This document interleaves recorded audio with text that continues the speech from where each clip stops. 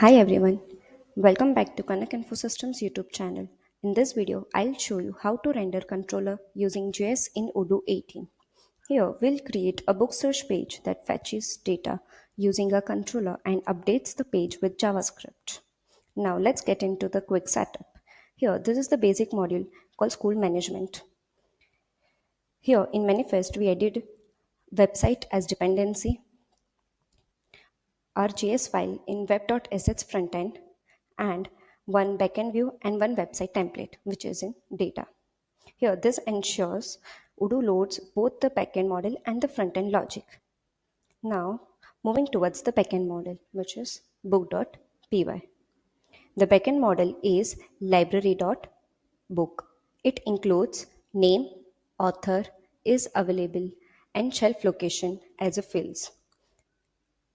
Now, we added list and form views so admins can add books from the backend. So here is the form view for this model, and here is the list view for library.book model.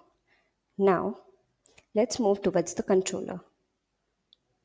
Here is our controller. Here we define two routes. First is /book and the other is /book/search. This /book renders the HTML page using request.render. It is rendering the template book search page, which is given over here. Now this template includes a text input, which is this, whose ID is book title input, a button whose ID is search book button, and a division where ID is search result. And let's get back to the controller. The other route, which is /book/search. Here it accepts post request from the JS, looks up books using ILike and returns title, availability, shelf location, and or found false if not found. Now moving towards JS. This is our JS module. Here, start function. Start function calls the setup search listener, and setup search listener function gets the input, button, and result elements from here. Here we also created a widget on the search book wrapper division.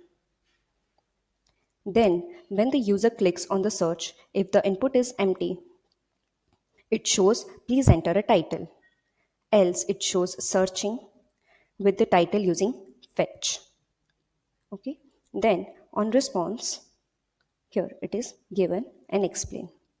On response, if the book is found, it shows title, availability, and location. And if it not found the book, it gives book not found. And on error, it gives server error, please try again. Now, this is the final interaction between frontend JS and backend controller. Here is our frontend JS and here it is our backend controller using public widget. Now, let's see it live. First of all, we have to run from terminal and get to the localhost. In localhost, I have created this library books, which looks like this. Okay. And from website, we have to go to the /book route, and there I'm searching for math.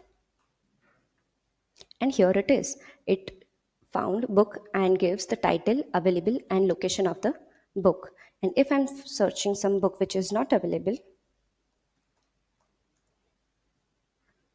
then book not found. So here is the final results, and everything works dynamically and no page reload over here. If this helped, like the video and subscribe for more content. Thank you.